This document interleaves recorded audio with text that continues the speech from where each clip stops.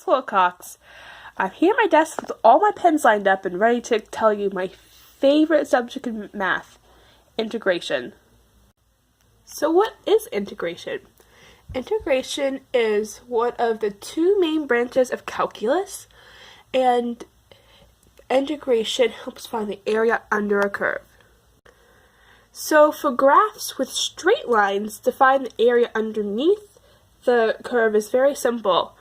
Like this one, this kind of looks like a triangle, so we can just make it a triangle and use the formula for a triangle. 1/2 base times height. Just plug in the numbers and you can find the area of this. But what happens if the line is curved?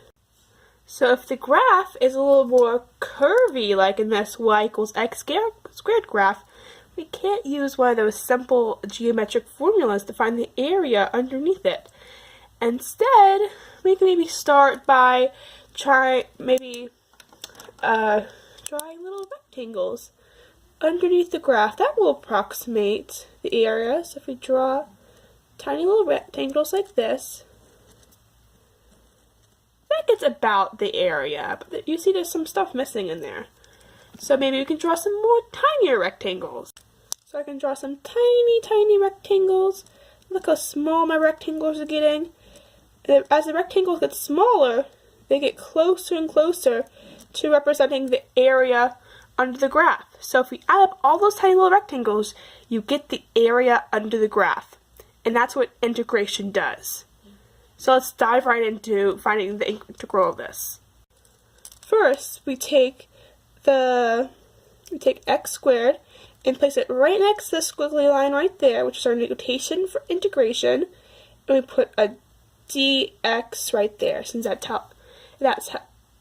part of the notation for integration. Now I have to put the limits of integration. So from where are we starting on the graph and where are we ending on the graph to take the volume?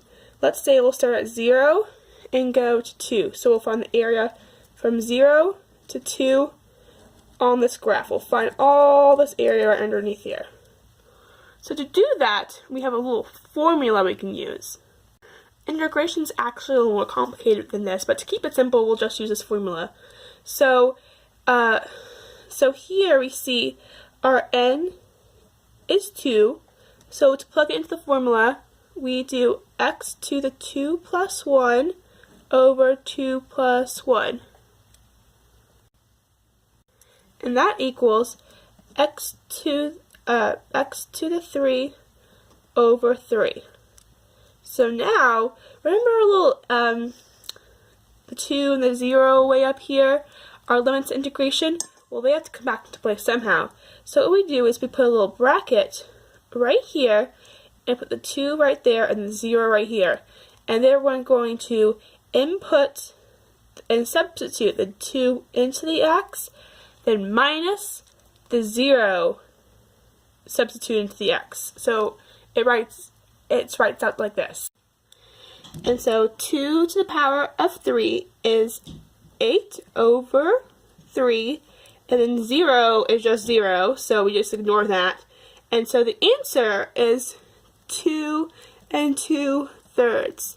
So the area under the graph right here that I'm trying to find is 2 2/3. We did that all without using any fancy like calculators or computers or anything. Now I want to apply it to a real quick example. So I tracked how many steps I took over like 151 days. Now I want to find the average number of steps I took today. Average number kind of sounds like calculus, integration, so there's a formula for that we can use that uses integrals. So here's the formula. So the last number minus the first one integrated by the last number in the first number, that's the function, and the dx is the notation. So if we plug in the line we got from Excel, so we can plug in the line from Excel, then we're going to find the integral of that. So integrate using our formula, and we get this.